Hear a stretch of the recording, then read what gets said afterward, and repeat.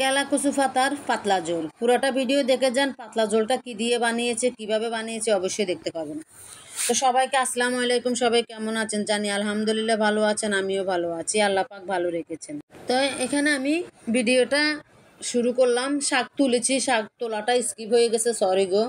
শাকটা তুলছি কিভাবে ভিডিওটা স্কিপ হয়ে গেছে, ভিডিও শাক তোলাটাও ভিডিও করেছি। তো এখানে আমি একটু বসাচ্ছি। এখানে একটু দিন কচু আনছি, কচুর মাথাটা রয়ে গেছে, কচুর মাথাটা এখানে একটু ভাজি করব। একটু হলুদ মরিচ নিয়ে নিচ্ছি, চিংড়ি মাছ দিয়ে বোনা করব।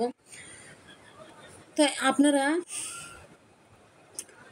অনেকে বলেন যে আপু আপনার বাসা কোথায়, আপনি কোথায় থাকেন। আমার এই ভিডিওটা যদি চট্টগ্রামের কোনো আপু ভাইয়েরা দেখে থাকুন আমাকে অবশ্যই জানাবেন।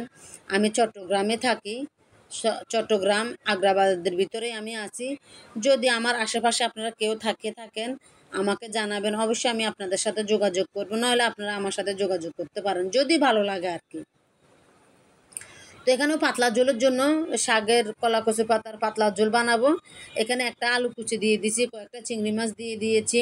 এখানে শুধু জাল খুবই কম দিছি। এখানে যেহেতু কয়েকটা কাঁচামরিচ কেটে দিছি, গুঁড়া মরিচের জাল দিব না, কারণ আমার মেয়েটাকে ঝোলটা খাওয়াবো, কারণ এই ঝোলটা বেশি ভিটামিন যুক্ত, সেজন্য ওর জন্য একটু জাল ছাড়া করেছি।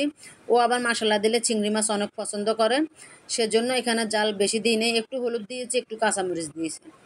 তারপরেও এই শাকের ঝোলটাও না খেতে অসাধারণ একটা স্বাদ হয়, সত্যি বলছি। আপনারা একটু খেয়ে দেখবেন, তবে তরতাজা শাক নেবেন। অনেকে আছে না বাসি শাক বিক্রি করে, 2-4 দিনের থেকে যায়, এরকম শাক নেবেন না। যদিও বা কখনো বাড়িতে যান, আমার ভিডিওর কথা মনে পড়ে, শাকটা দেখতে পান, তখন কি করবেন, আপনি একটু শাকটা তুলে আমার মতো করে এভাবে রান্না করে খেতে পারেন, বুনা করে খেতে পারেন, ডাল দিয়ে খেতে পারেন, যেভাবে ইচ্ছা খেতে পারেন। কিন্তু এই শাকটা কোনো ক্ষতি করবে না, প্রয়োজনে আপনার শরীরের উপকারী হবে। যাদের ক্যালসিয়াম নেই তাদের জন্য অনেক ভালো, যাদের ডায়াবেটিস তাদের জন্য তো আরও ভালো। তারা যদি প্রতিদিন সকালবেলা কসলাইয়ে 1 গ্লাস পানি খেতে পারে এটার রস, তাহলে তো আরও ভালো। তো এখানে আবার চিংড়ি মাছটা দিয়ে এই যে কচুর মাথাটা এখানে হয়ে গেছে। কচু তো আমি অনেকবার দেখিয়েছি আপনাদেরকে, এটা আর দেখাবার মতো কিছুই নেই, সেজন্য আর পুরোটা ভিডিও নিয়ে নেই, মাঝের কিছুটা সময় নিয়েছি। তো আপনারা দেখতেছি আমার ভিডিওগুলো সবাই অনেক ভালোভাবে দেখতেছেন, লাইক কমেন্ট করতেছেন। আপনাদের ঋণগুলো কখনোই শোধ করার না।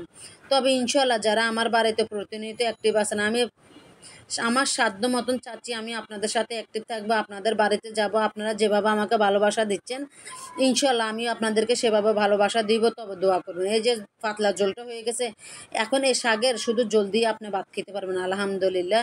সবাই ভিডিওটা দেখে যাবেন।